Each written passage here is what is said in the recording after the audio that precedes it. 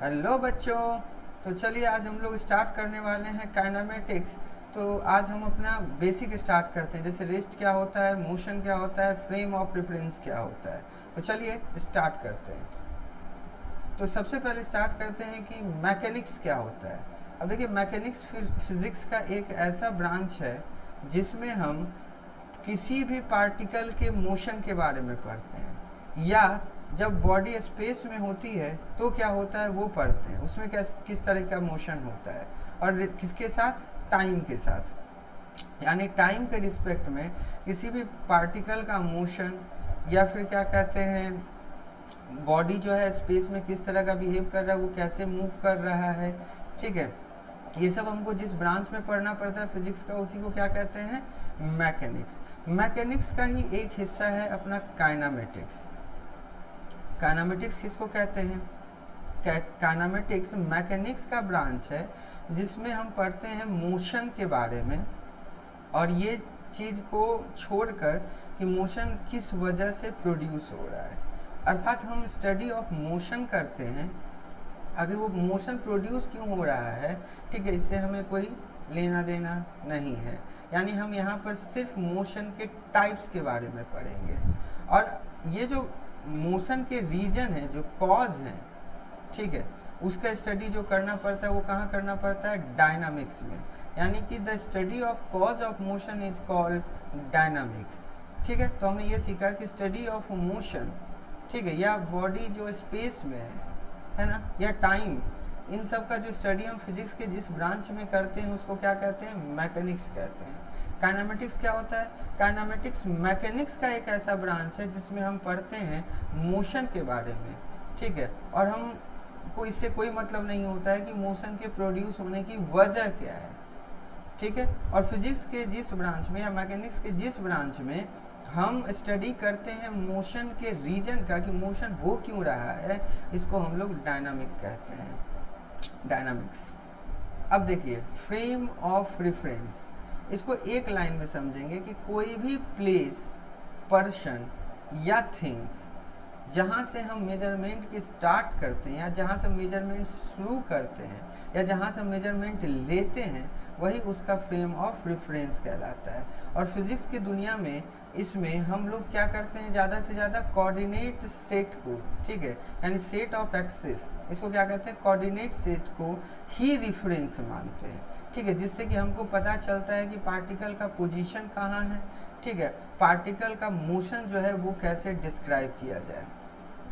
अब frame of reference, frame of reference, ठीक है, ये दो टाइप के होते हैं। एक होता है inertial frame of reference, inertial frame of reference, और दूसरा अपना होता है non inertial frame of reference, non inertial frame of reference, frame of reference, ठीक है, रेफरेंस। अब देखिए, इनर्शियल फ्रेम ऑफ रेफरेंस में पार्टिकल यानी ऑब्जेक्ट जो है, ठीक है, वो या तो रहेगा एट रेस्ट या फिर रहेगा यूनिफॉर्म मोशन में। ठीक है, यूनिफॉर्म मोशन में। अगर पार्टिकल रेस्ट में है या यूनिफॉर्म मोशन में है, तो वो जिस फ्रेम ऑफ रेफरेंस की श्रेणी में आता है उसको हम लोग क्या कहते हैं, इनर्शियल फ्रेम ऑफ रेफरेंस। और non inertial frame of reference में ऑब्जेक्ट जो है, ठीक है, वो मूव करेगा, ठीक है, ऑब्जेक्ट जो है वो नॉन यूनिफॉर्म मोशन में रहेगा, नॉन यूनिफॉर्म मोशन। इसमें ऑब्जेक्ट जो है उसकी जो मतलब मोशन कर जो करेगा, ठीक है, वो एक समान नहीं होगा। ठीक है, इसीलिए इसको जो है एक्सेलरेटेड फ्रेम ऑफ रेफरेंस कहते हैं। ठीक है, फ्रेम ऑफ रेफरेंस कहते हैं, फ्रेम ऑफ रेफरेंस कहते हैं।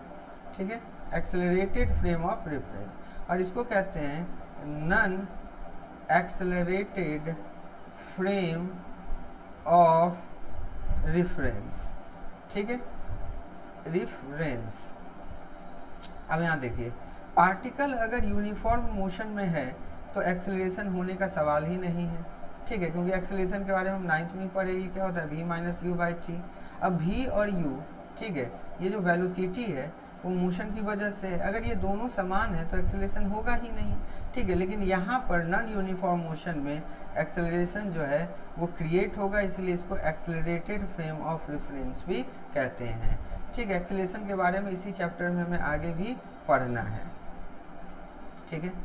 अब देखिए रेस्ट किसको कहते हैं? अगर पार्टिकल जो है के पोजीशन में, ठीक है, if particle does not change its position with respect to time. देखिए टाइम चल रहा है, ठीक है, लेकिन पार्टिकल अपने पोजीशन में जो है कोई चेंजेस नहीं कर रहा है, तो ये पार्टिकल किस में कहलाएगा? रेस्ट में कहलाएगा। क्या कहलाएगा? रेस्ट में कहलाएगा, ठीक है। मोशन किसको कहते हैं? मोशन कहते हैं कि अगर if particle change its position with respect to time, ठीक है। देखिए टाइम जैसे जैसे बढ़ रहा है पार्टिकल का पोजीशन चेंज कर रहा है, तो ये पार्टिकल किस में कहलाएगा? मोशन में कहलाएगा। और एक बात और जान लीजिए कि रेस्ट और मोशन दोनों डिपेंड करेगा फ्रेम ऑफ रेफरेंस पे। जैसे कि अगर हम इसको देखें ये पार्टिकल जो है वो हमारे अकॉर्डिंग रेस्ट में है, और अगर हम इसको देखें तो ये पार्टिकल हमारे अकॉर्डिंग ही मोशन में है। लेकिन अगर कोई पर्सन, ठीक है, अगर ऊपर से कोई देखे, अर्थ एटमॉस्फेयर के ऊपर से देखे, तो वो रेस्ट में बैठा आदमी भी मोशन में होगा। क्यों? क्योंकि अर्थ मोशन में है। यानी कि रेस्ट एंड मोशन, ठीक है, डिपेंड करता है किस पे? फ्रेम ऑफ रेफरेंस पे। यानी कि बोथ आर रिलेटिव टर्म, यानी कि it depend on frame of reference.